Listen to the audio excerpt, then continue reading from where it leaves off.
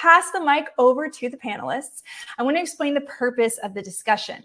As sports betting continues to grow across North America and fantasy football is played by millions of NFL fans, there's no shortage of competition for the attention of these audiences. So today, we're going to talk about the ways that our experts have seen the needs of these audiences evolve in recent years and what they expect to see with the upcoming season. So with that being said, I'm going to pass the mic over to you, Ed, Senior Vice President at Spotlight Sports Group. Give us a little bit of your background, please. I'm a bit of a digital dinosaur. So I've been working in sports and technology since before the days of the internet. The very first job was at a fantasy company called Replica, where we ran fantasy sports games via newspapers and live operators. So you'd literally call an 800 number and say, I want to trade Marino for Elway. From there, I joined the team that launched Sportsline.com, which is now CBSSports.com, and helped EA figure out their kind of online sports footprint, and then joined the team that turned FoxSports.com into the largest sports media site in the world. And then along the way, I've been responsible for product development, content programming and production, and currently, as you said, lead operations for Spotlight Sports Group, the leader in custom solutions for large media, fantasy, and sports betting operators and content creators.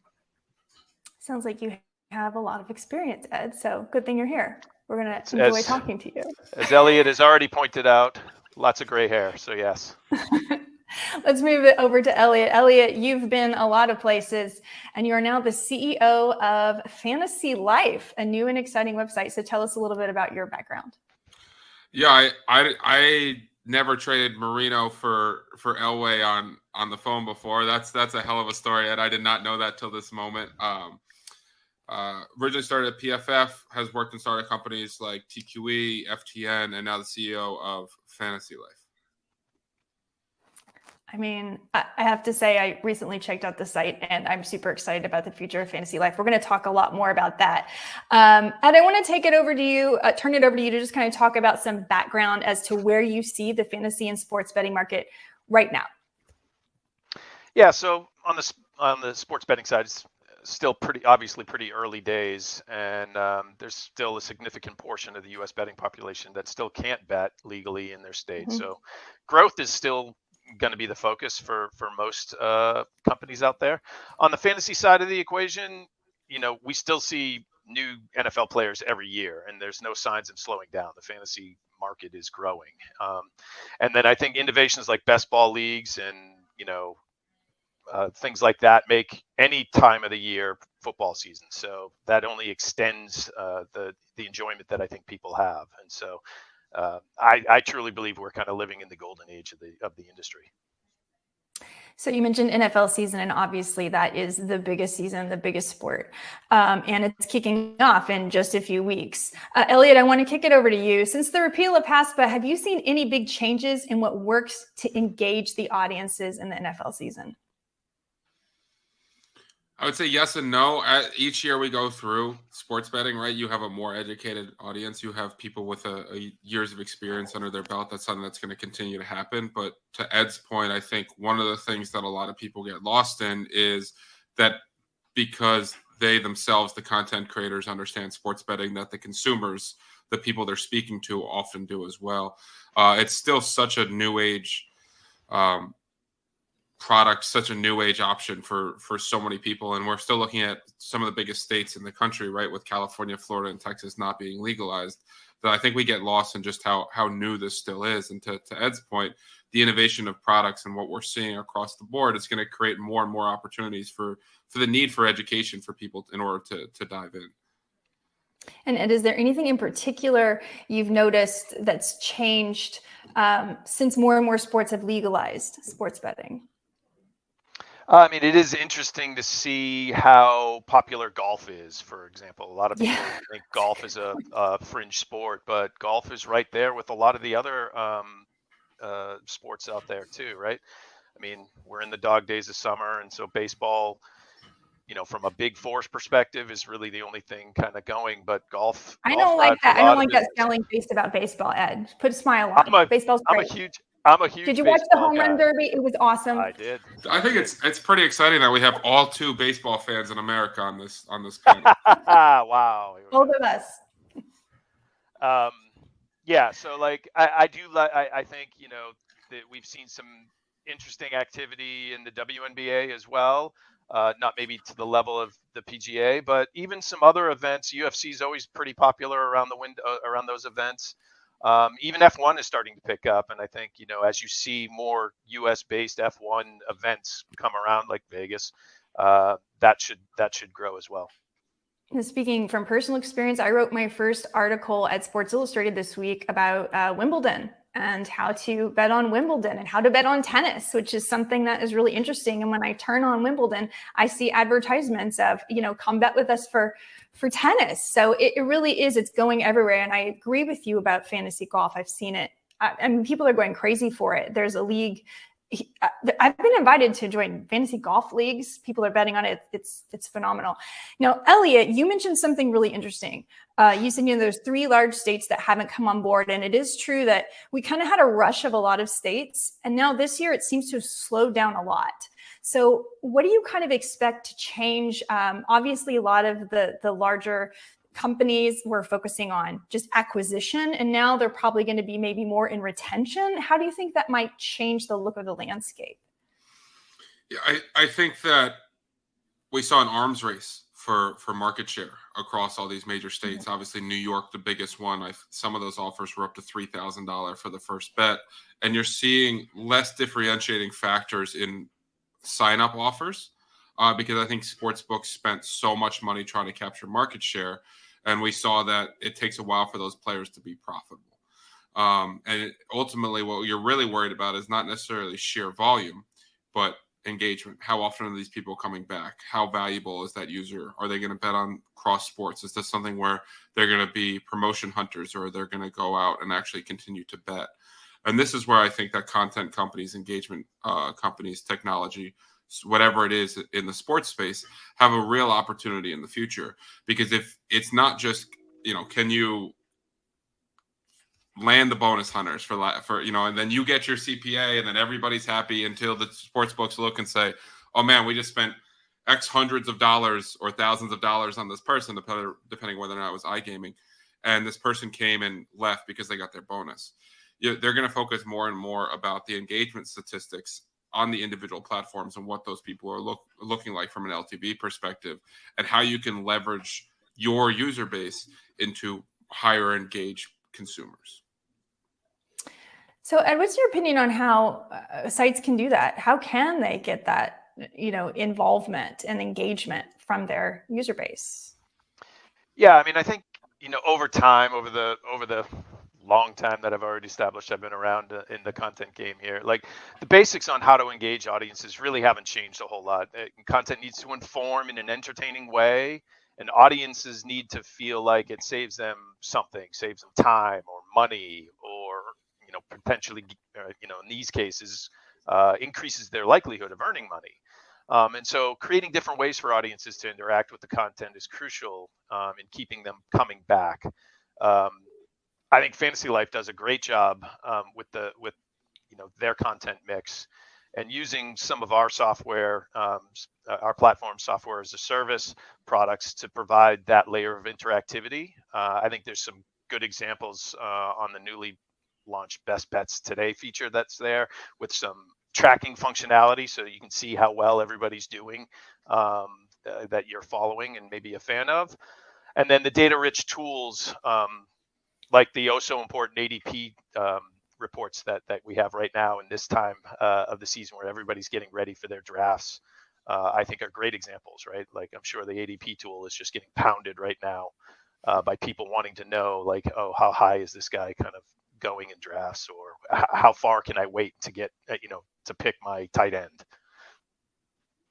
Yeah, so I think this is a good time to kind of pivot and now start talking about that customization, which is something, as you mentioned, Ed, Fantasy Life has done. They use the Spotlight tools to really customize. I'm wondering, Elliot, if you can explain a little about what Fantasy Life has done to really stand out from the crowd, how those tools may have participated.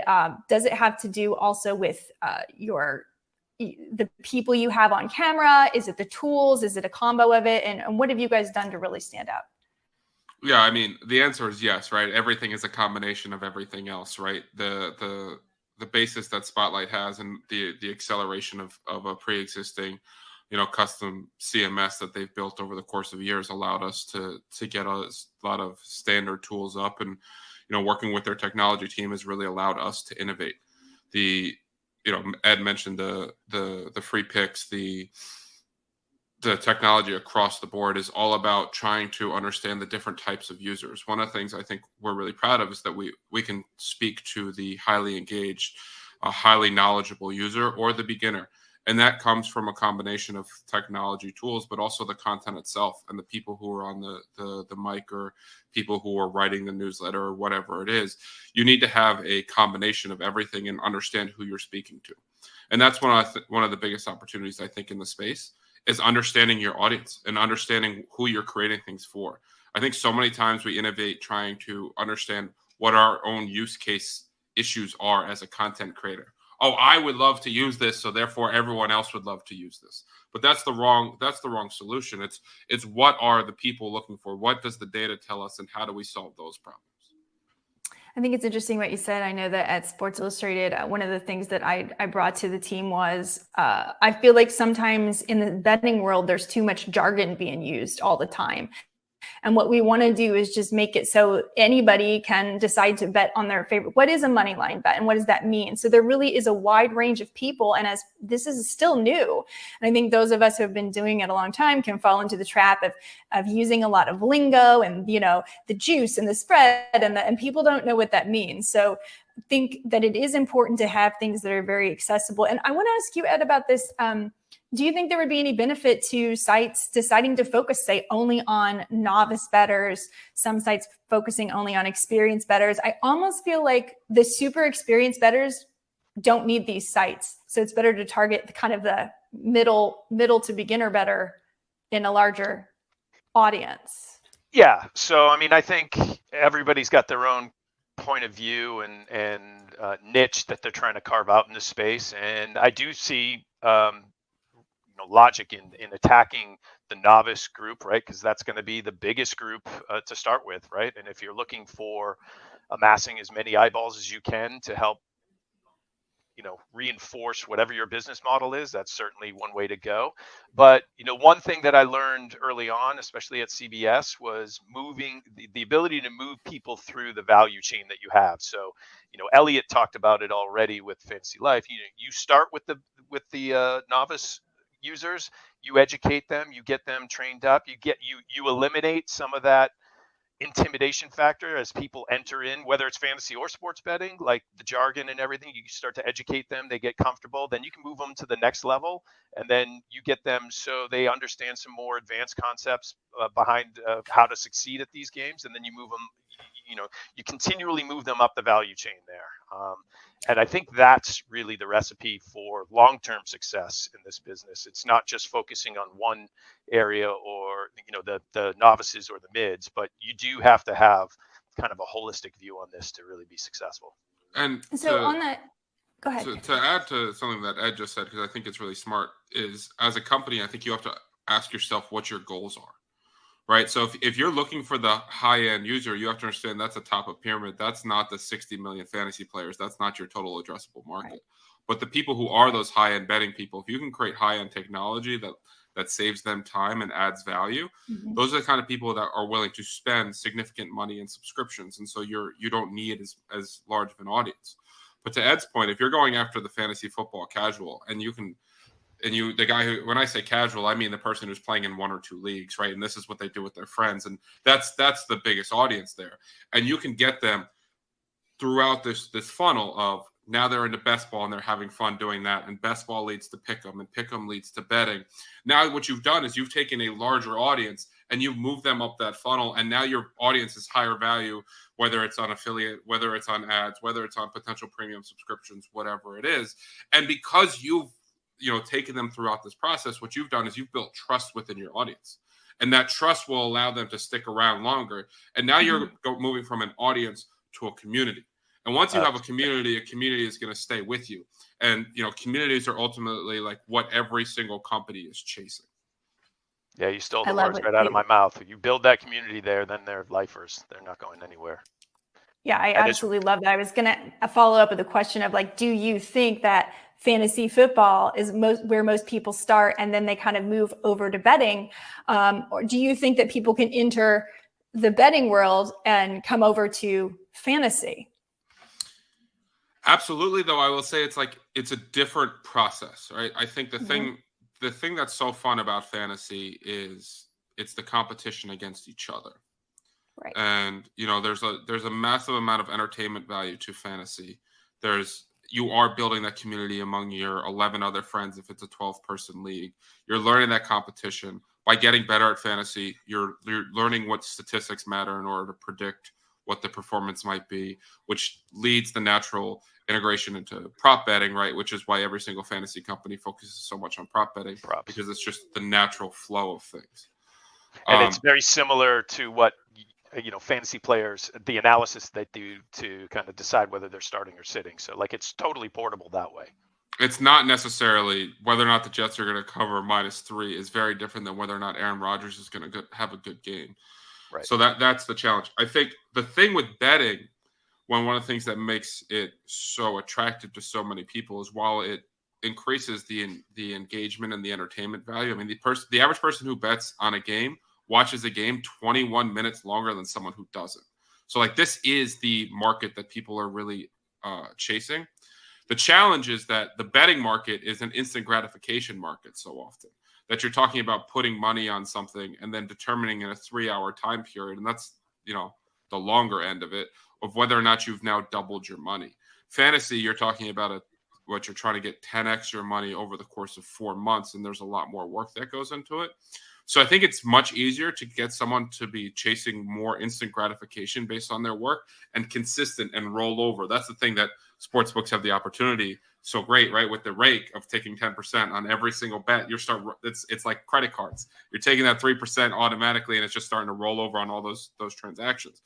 So I would say it's a much harder journey, but I think the easier part of it is anyone who sports bets, I think, is very familiar with fantasy. I would say it's a very small niche of people who are highly invested in sports betting who have not done fantasy or don't understand it intuitively. You talked about building trust within the community, which is something I think is spot on. And even when you play fantasy football, that is a feeling of community in and of itself when you're having the head-to-heads and you have your league. And so having that with the site makes a lot of sense.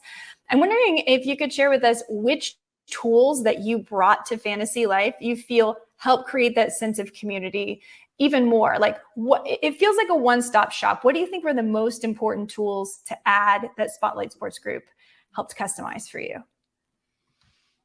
It's a great question. One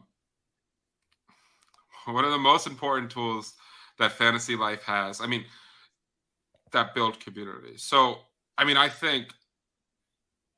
think it's a twofold question, right? One is rankings, projections, the basic things that people are looking for. Build trust. If they come back on a certain time and they're going to be there, and now, one of our rankers, Rob Wozniak, just won the Fantasy Pros competition today for the most accurate ranker. They know that when they check the Fantasy Life rankings that he's going to be in there. They know that every Tuesday, Dwayne McFarland is going to come out with his utilization report. They know that if they check the waiver information, it's going to be there. That builds a sense of trust. And that sense of trust comes from the people whose content they consume. And then we can get them in our Discord. And then one of our differentiating factors is we have a massive scale newsletter, which goes out every single day. And now we're in the habit where every single person who opened that newsletter, because it's a 7-day a week, we're part of their habits.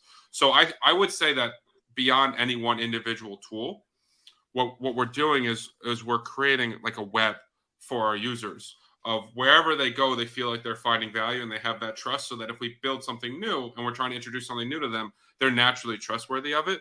I think that ultimately the easiest way to build that is through the betting picks app that we just built. That people are going to have transparency there. I think that's huge. And then our rankings and projections, because they power so many other aspects of our tools, and we've built that trust within the content creators themselves. Ed, what do you think is the most important thing when creating a custom platform for someone in this space? Well, first and foremost, it's most important to listen to what the issues that the partner wants to solve are, and how we can best achieve that for them. You really have to understand where they want to attack and how they want to attack. But for the most part, the basis of all of our platforms were built on experience like mine, 26 years plus in this industry. We have Rick Wolf around. We have others, Matt Wolf, that has been kind of building systems like this for the better part of 10 years. And we've run our own B2C properties as well. So we know, we've lived it. It's not just us building it and saying, oh, this will solve your problems. We've lived it, and we know, what's impactful to people's business. So, we take all of that, build it in the ways that we think would be most successful. And then when you have really visionary guys like Matthew Berry and Elliot coming to you, adding their own little secret sauce on top of it, that's when things really pop. When you have a really good idea, some really good design to execute it, like, you look at the Fantasy Life site and the design that they have, it's really well thought out. They clearly know what they wanted to achieve there. And then lastly, you have to have people like Elliot who take the systems that you build for them and then push the absolute limits of them. Like there are things that we didn't really think were possible or should be possible that Elliot and his team have basically put these platforms to the test and allowed us to kind of improve even more so on them. So, it's really about well thought out plans and wide open communication between the partnership and the development crews. Yeah, and I really appreciate the kind words there. And right, innovation is such a buzzword when we talk about starting anything. And I think one of the things we have to understand is, what do you need to reinvent the wheel on? What do you need to innovate? What do you need to create that's not out there? What kind of engagement is not out there? And when do you need to just listen to people and say, you know what? Simpler is better. We don't need to reinvent the way that rankings work. I don't need to make up the projection model itself is what matters, right? The display, the ability to take some of the more difficult stand up and accelerate that has been a really advantageous aspect of working with Spotlight. I'm wondering, just to revisit a little bit what we were talking about earlier about the different states legalizing sports betting. Have you guys thought through, and I'm sure you've planned for this, Ed, with tools you've built, and Elliot, I'm sure you've thought of this.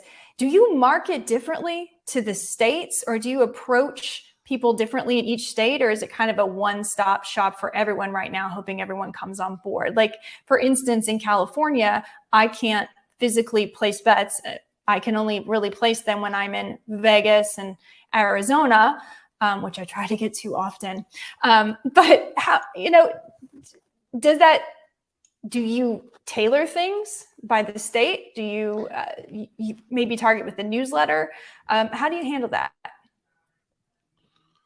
From a platform standpoint, we've created a platform that's a offer management system that allows content creators and media companies that are in the affiliation game, so like you say, so we have a couple of newspaper partnerships out there where maybe they're based in New York, right? But they're such an established brand that they have a national kind of viewership, if you will, or users from all over the country. And so if I, also being a California resident, were to go to that site, I would only see daily fantasy offers because our system sniffs based on where you are.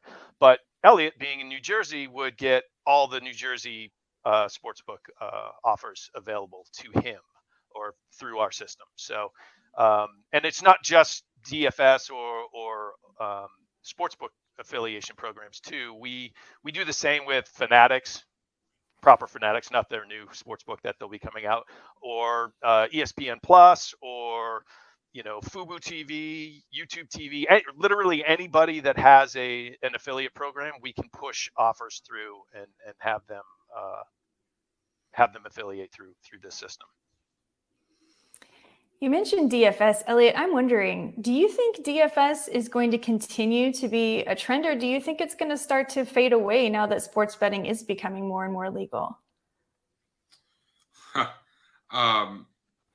the way, what Ed said is spot on in terms of the geolocating offers, because it's one of the huge challenges is that when a state launches, they have custom offers that other people don't have, and so you can create a really negative funnel if you're sending people information that they ultimately can't get. So that's critical to geolocate, and then ultimately it becomes the content you surround it with.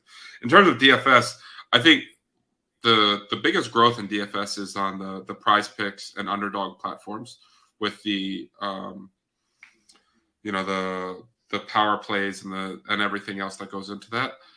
I think that the DraftKings and FanDuel DFS aspect of things peaked, if I'm going to be completely honest, because the amount of professionals that came into this, and it's become such a model game where there were a lot of people years ago who felt like they had a chance to enter a couple lobbies, a couple lineups, and now they're not in the lobby as much. I do not think that DFS is dead by any stretch of the imagination. It's something that we still cover. But in terms of our priorities from a traditional DFS standpoint, we view that fantasy and betting have the most upside of the future, and that the DFS market is the most saturated market. It's the most niche market. And so many of these are built around lineup optimizers, algorithms, and then niche communities beyond individual content creators that have their 1,000 people that trust them. But it's really tough to scale that up to a premium product, and the free products at this point have died down a lot. Ed, do you have anything to add to that about how many requests you guys get to build DFS? So we have plenty of clients that subscribe to our lineup generator, as Elliot said, but they're usually associated with some pretty steep premium subscriptions. So that market isn't wide open, right? So it's not like seasonal fantasy football where, to Elliot's point, like 80, 90 million people are playing every year, and like you can hit just about any segment of that population and have something work for them. This is a very fine-tuned kind of specific tool for a specific user. So it's valuable to them for sure, but it's not really a broad appeal type of product. But yeah, I'm not sure what the growth prospect for daily fantasy is in the traditional means, but I totally agree with Elliot on the Prize Picks, Underdog, kind of those. I don't know what the right term is.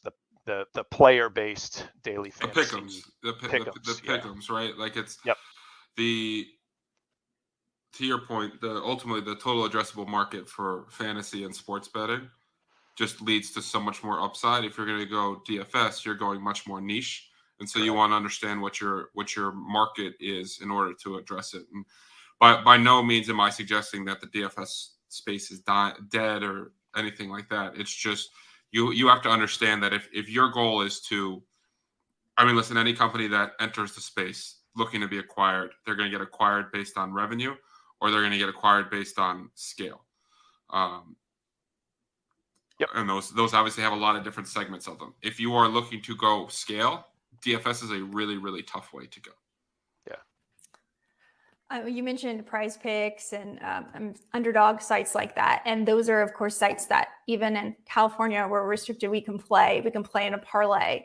And they involve player props a lot of times. And those who are used to playing fantasy, it's a lot of fun. Like if you believe that Tony Pollard is going to rush for 100 yards, then you want to go over to Prize Picks and parlay a couple of those and throw $10 on it, because why not?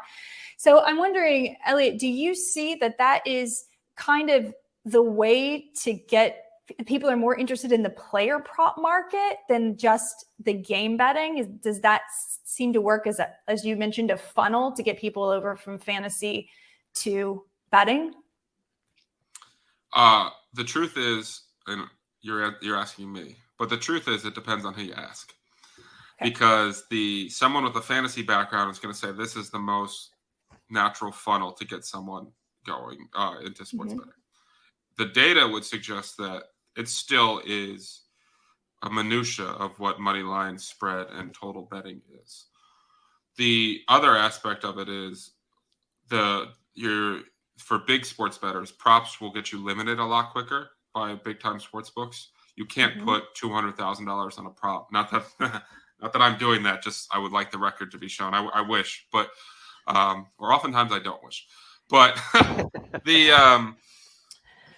but what you can with spreads and totals. So the books they're more beatable prop lines. They've gotten sharper over the years. The thing is, people really lean towards overs. The unders tend to hit at a higher rate because it's more fun to root for an over on a player, root for a player than against the player.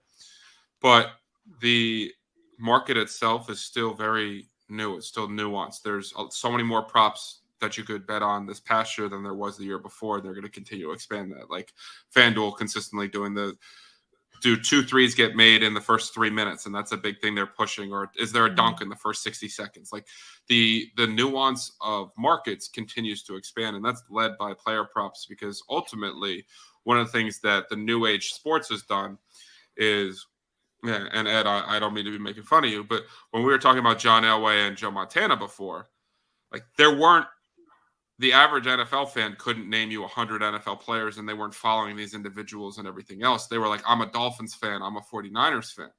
And while people still have fans, ultimately their favorite team tends to be their fantasy team. It tends to be we've gotten more player centric than we have in the past with social media, and each one of these people becoming their own influencers. And LeBron James has more fans than the Cleveland Cavaliers, right? And that's how that works. So that lends itself more naturally to player props as well. So I think that's the continuously expanding market. But for now, sports betting, I think the historical lines, spreads, money lines, everything else like that is the much more developed one.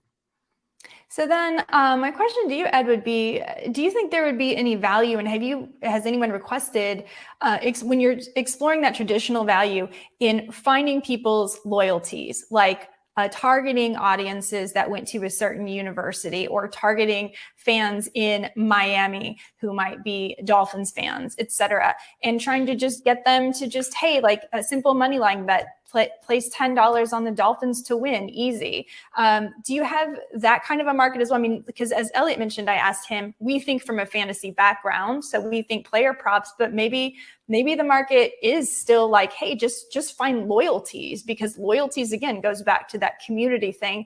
And that's a way to, get more people involved.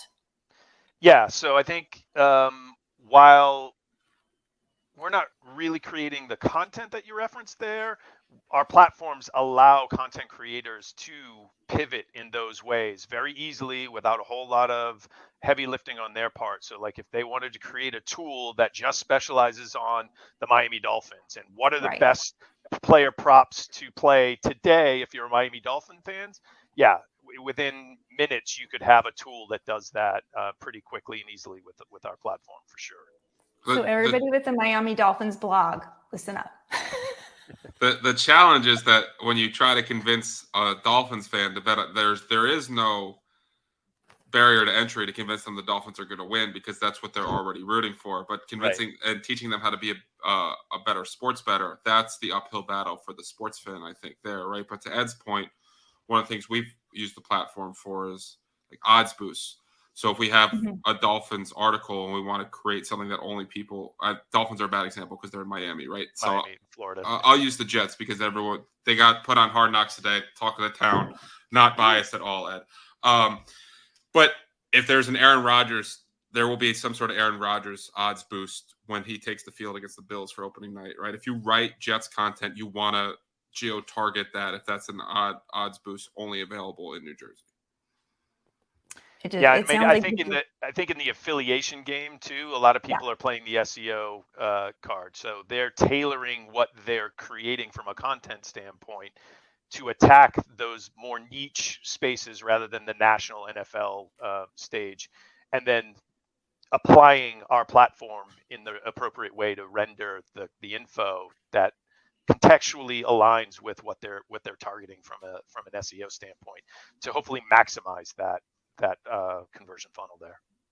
And so, Ed, I just want to throw it back to you one more time and just let you talk a second about what allows Spotlight Sports Group to really be one of the best in the space with customizing. Just talk a little bit more about what you guys do and why why you have so Yeah. much to offer? Yeah, so it's our experience, right? So like here in the U.S., we have a leadership team that has been with major media companies, pioneers in the fantasy space, right there from the beginning on the sports betting side.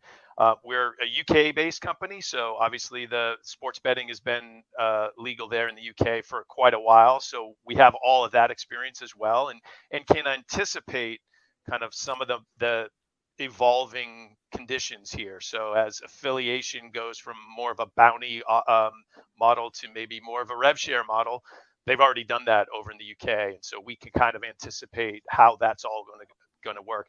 And that all kind of translates into the technology too. So like we understand how data works and all the various data providers out there, and we worked with all of them, and how the easiest way to integrate them all into our system so that it's easy for media companies and content creators like Fantasy Life to be able to just take our platform and plug in what they want and have it render on their pages without having to deal with a lot of those headaches. So, it's experience and the understanding of what these markets need and creating the solutions that meets those needs.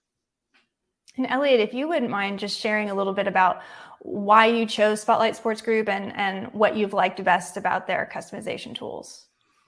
I mean, why we chose to work with Spotlight is pretty easy. It's the relationships, right? Whether it's Rick or Ed or Matt or Will or anyone else on the team, I've have a long history of working with them, and innovation is often about collaboration and the ability to work quickly, the ability to be on the same page, the ability to communicate. One of the challenges with a lot of people working with developers is thinking that something is, oh, well, it's just do this, just move this here. So it's simple. And then it takes a long time to build those relationships up, and felt very confident in the team and our ability to communicate with them and reach our end goals. And I would say if you look at fantasylife.com, it speaks for itself that we were able to do that. And I think that the thing that's most exciting for us is that it's just the beginning, right? At Fantasy Life, we're continuing to push the envelope. We're going to continue to roll things out between now and the start of the NFL season, and even after that. And it's about working with a technology company that helps support that and not limit that, and helps us innovate and push the needle, push the ball forward. And the team they've established over there, and the relationships that Matthew and Rick are longtime friends, and everything else. It just, going into business with people you trust is a massive part of being able to have success. NFL season's right around the corner, and it looks like you're in a really good spot at Fantasy Life. Ed, do you think we're going to break some revenue totals in the betting? I mean, New York, New Jersey, all these states online this year. What are your expectations for the NFL season? Yeah, I mean, I see, like I said at the beginning, growth is still part of the conversation here, and I see things continuing to grow, even without new, bigger states kind of entering the fray like we had hoped. But yeah, the NFL is king. There's a thirst for it. It's palpable out there. You can, by any and all metrics, you can see like people are just chomping at the bit, waiting for that to happen. And I think that'll be reflected in handles and participation in both fantasy and sports betting. In-play betting is something that's become really popular. Elliot, are you guys planning on utilizing any of the in-play betting market, or trying to target that this season? Yeah, I mean, the thing is, right, people are going to quote the statistic about 70% of betting that happens is on in-game betting. That is people are watching the game, they're reacting to it live and tapping into it. In order to do it from a content standpoint, you have to have rapid reaction. So that's really where like a Discord or a social media platform comes in most handy, I think, in that area. And then from a technology standpoint, it's a data latency issue, right? Of that, between NFL plays, you're talking about 40 seconds. You're talking about commercial breaks of 2 minutes. You're talking about now with YouTube TV being the way that most people are going to consume NFL games now, that games tend to be 30 to 60 seconds behind. You're talking about incredibly narrow windows, and that I think that the best way to do it is it has to be an instant reaction platform, because then you start getting into dual screen interaction with the game, right? How do I get a user to watch the game and have their iPad up or laptop open in front of them because of it?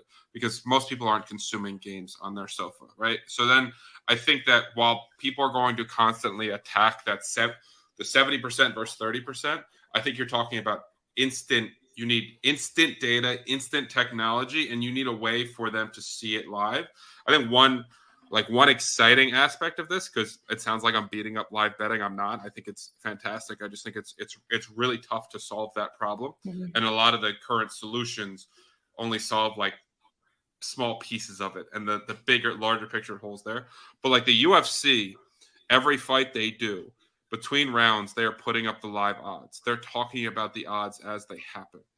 If these broadcasts start putting picture-in-picture and the live odds are up there and they partner with these different sports books, I think it's also going to increase the education of it, increase the desire for people to build in tools, build in things like that. I think that's how you get picture-in-picture to screen. Also, that giving away an idea to media companies there, you should probably do that. But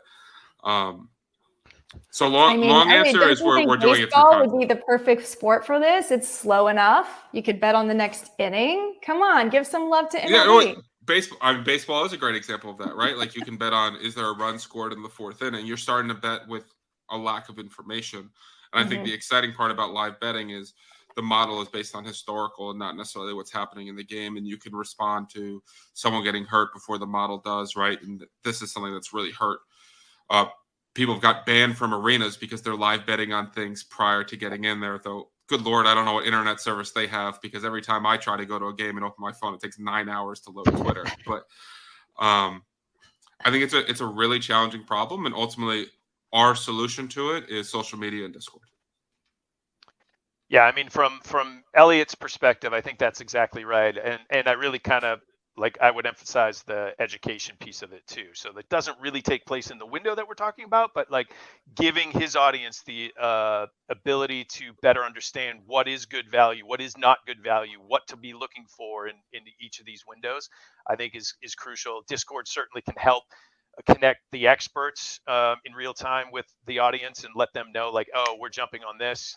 Maybe you should too.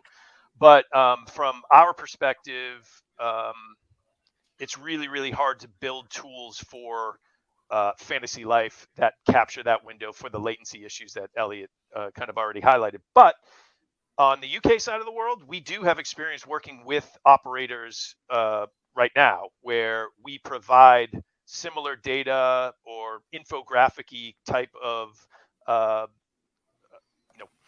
analysis, if you will, that sits right inside the sports betting app and allows their users to kind of better understand right there on the fly.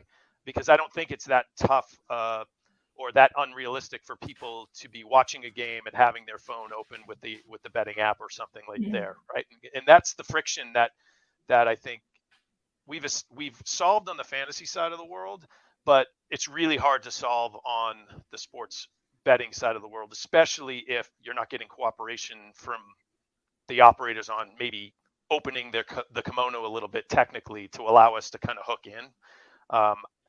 Maybe that happens, maybe it doesn't happen, but we're able to partner up with operators and help them bridge that gap that Elliot already kind of talked about. To Ed's point, one of the questions earlier was about retention, right? That is a retention play right there. If someone loads their app and they're getting live information on the game, that gives them confidence in whatever their decision is. That's incredibly powerful.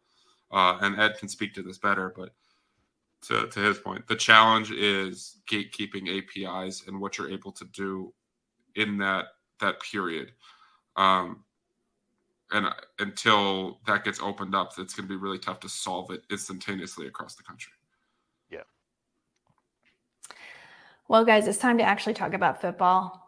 I need to know who's going to match up in the Super Bowl. Ed, who's your pick? All right. I kind of bandied this about a little bit, but you go big or go home, right? So like you can see there. So I'm going Raiders home game against the Cowboys in the Super Bowl. Okay, I like it. Elliot, who you got? Raiders home game is a bold I mean, he's call. going to make a lot of money if It's he a bets on bold this. I hope he don't odds. place that right now because that's going to pay really well. Well, I'm not putting 200 grand down like Elliot talked about his Yeah. bet, but you know, maybe 100 here. That'll be fine. Yeah. I can part with that.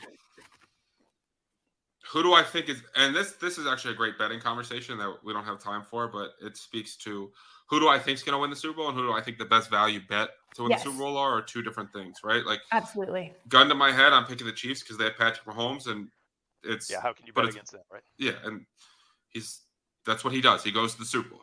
I don't want to bet against that. I think best value play right now, and the odds have come down since I got him at 68-1, is the Seattle Seahawks. The NFC is so weak. Geno Smith played like a top 8 quarterback last year, and if he can replicate that after getting Smith and Jigba and Charbonnet, and they really loaded up on offense. I don't want to bet on an AFC team with the fact that you've got all those quarterbacks and murderers row, and the 8th seed in the AFC is probably better than the 3 seed in the NFC. So I would look NFC. Eagles are the best team, but I think Seahawks are the best value. I love that you're bringing this up. This is like another webinar altogether, which I would love to talk about, because value versus who you actually think is going to win. And you're right. It's sometimes it's the pathway. I mean, I remember, again, circling back to baseball, the 2019 Nationals were a terrible team. They got lucky at the right time, went all the way to the World Series. I don't think they've won a game since then. Okay, that's an exaggeration. But a lot of it has to do with pathway. And your point, the NFC appears to be a much simpler path. So 68-1, all the reasons you gave, value, that's the play. So I absolutely love that. And so we should do it. That's a lot. It is. It's what is it? $13,600. So that'd be 1 point. Because I put $200 on it, not 200,000, just to be super clear. But yeah, last year I had the Eagles at 25-1, and I got darn close. That was fun when they were up minus 500 at halftime and lost the game. What was the buyout? Did they offer you a buyout? So I ended up hedging with the Chiefs at half. So my wife won the Rihanna contest last year, and so we got to go to the Super Bowl. And so I was sitting there rooting for the Eagles to win 13 grand. And at halftime, I was like, I can't deal with if I lose this on top of this whole experience. It just needs to be perfect. So okay, your wife won the Rihanna contest, so you're just lucky. Like, you're just a lucky family. I think that's like the biggest thing. Like, follow Elliot. I mean, his wife is so lucky she won the Rihanna contest, and he got to go to the Super Bowl for free. Yes. And I'm lucky because I got to marry my wife. So like everybody wins in this situation. Luckiest man. Guys, this has been an awesome webinar. Thank you so much. We hope you all enjoyed it. NFL season is just 50 days away. So if you want to unlock all the tools to help your business stand out, be sure to visit spotlightsportsgroup.com.